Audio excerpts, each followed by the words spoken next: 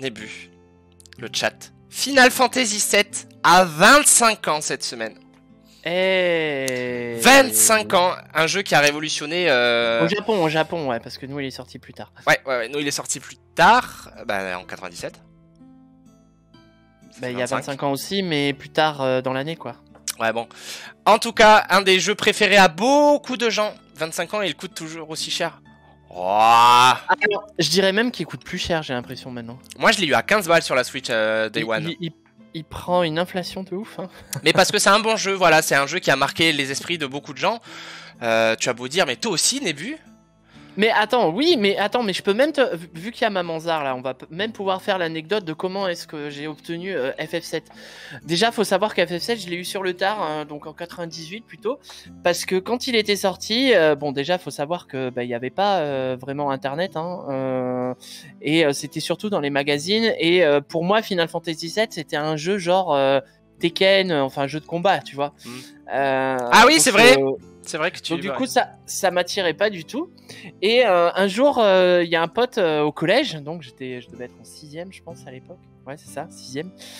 Il y a un pote qui a ramené un console plus ou un joystick, je sais plus, un truc comme ça. À l'époque où les magazines de jeux vidéo existaient. Les magazines, voilà.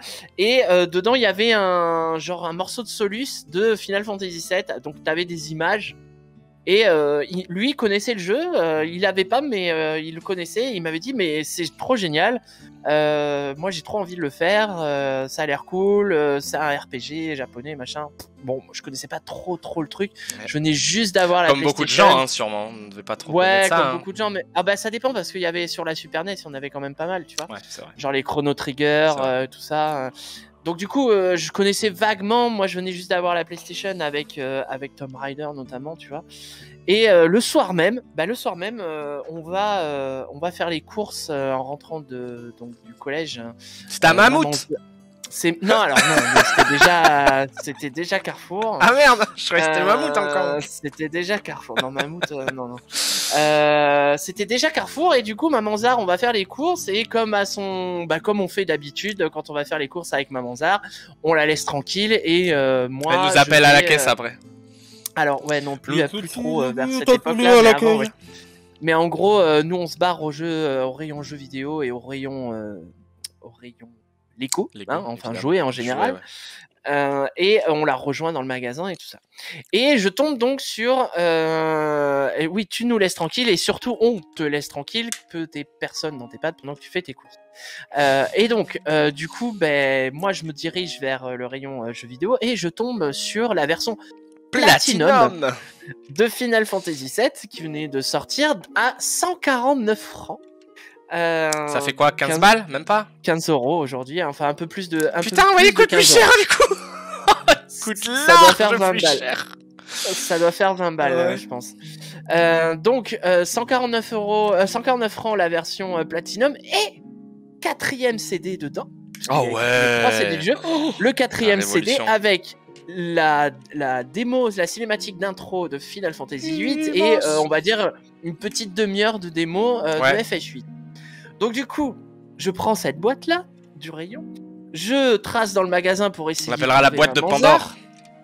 Voilà, c'était un peu ça. Hein. Je trace dans le magasin pour essayer de trouver Mamanzar, je reconnais sa silhouette entre mille et je lui dis, regarde, il y a ce jeu-là, il est sorti, 149 €, il y a 4 CD, non, tu vas 149 voir... francs, 149 francs. 149 francs.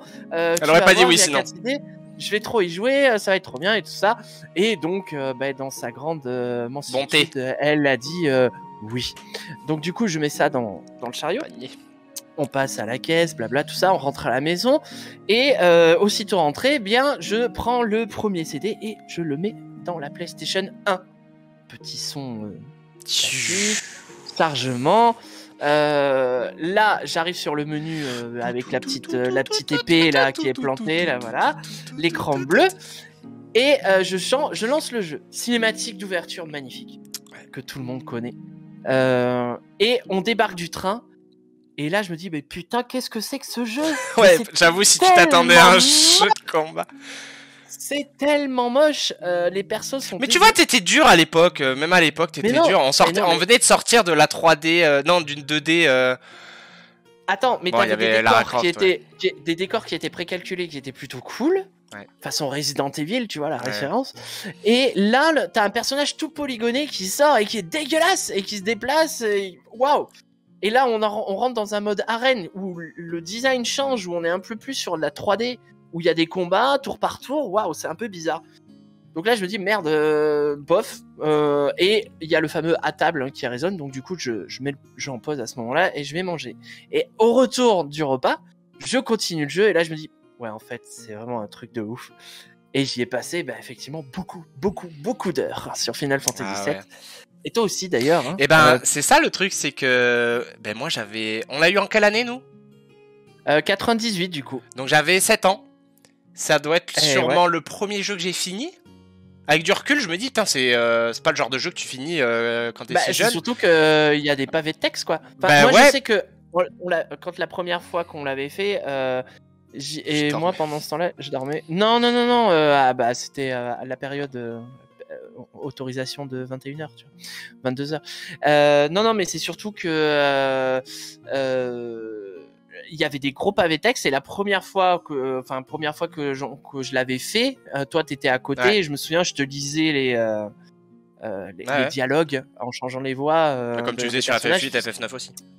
Ah oui c'est vrai, je l'avais fait sur les autres aussi. Ouais, quel jeu, hein, FF7 moi aussi m'a marqué. Hein, je l'ai fini à 7 ans, mais quand il est sorti sur la Switch il y a quelques années, je l'ai racheté, j'ai kiffé. C'est non, vraiment, je comprends que ce jeu ait marqué beaucoup de gens, que ce soit le préféré de beaucoup de gens. C'était un très très bon jeu, franchement. 25 ans, ça rajeunit pas quand même. Ouais, 25 ans.